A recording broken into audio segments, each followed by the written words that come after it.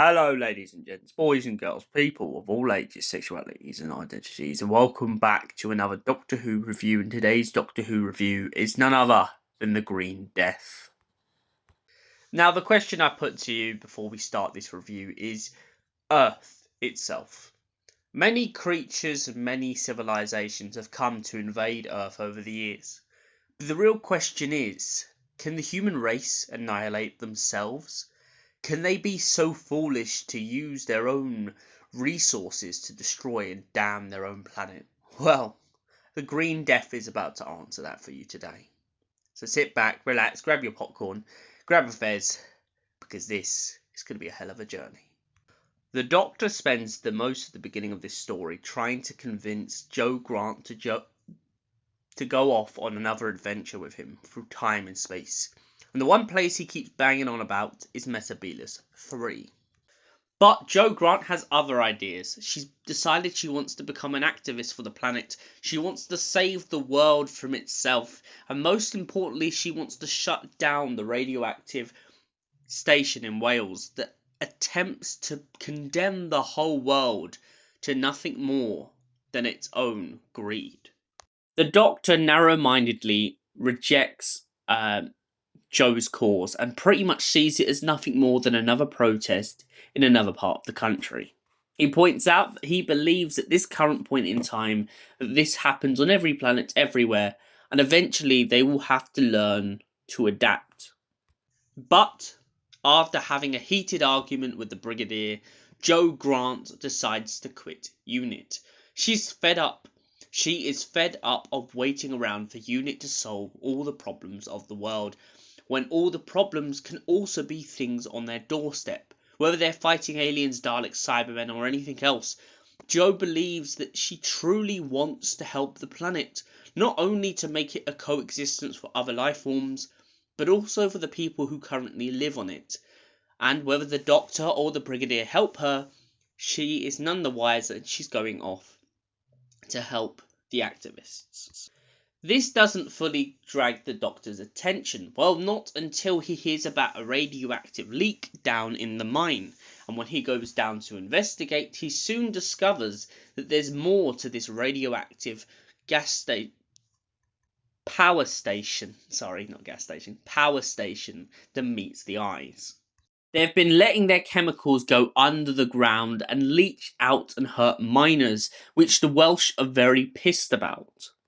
After all, you can't blame them when people are going around in the town with a disease that no one quite knows what it is.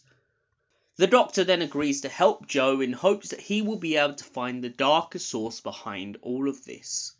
The Doctor then pretty much meets a giant floating orb that happens to be kind of the controller of the whole operation. A machine blinded by logic and has no emotion for humankind or human deaths.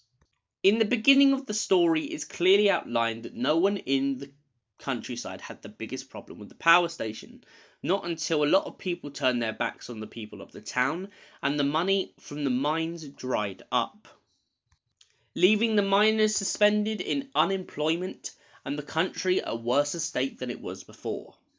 However, the activists aren't just trying to tear down the power station, but they're also trying to come up with alternatives to meat-based foods, so they decide to grow fungus. The Brigadier tries a bit of the fungus and mistakes it for a lovely steak. Little does he realise he's been eating fungus all the time. Jo madly falls in love with the head activist and decides that it's her time to leave the Doctor behind and UNIT.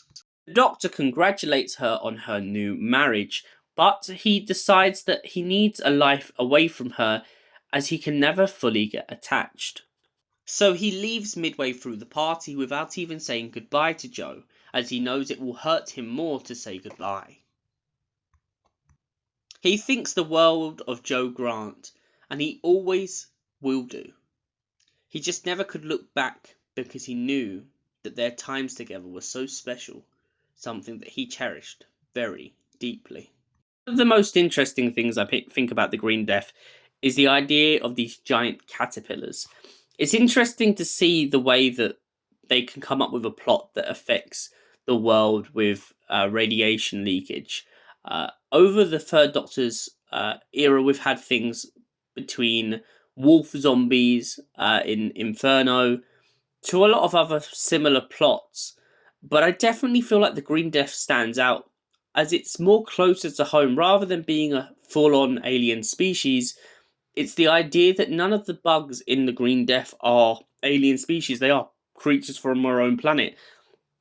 They've just been mutated because of the radiation leakage and the effects it has on size and mass.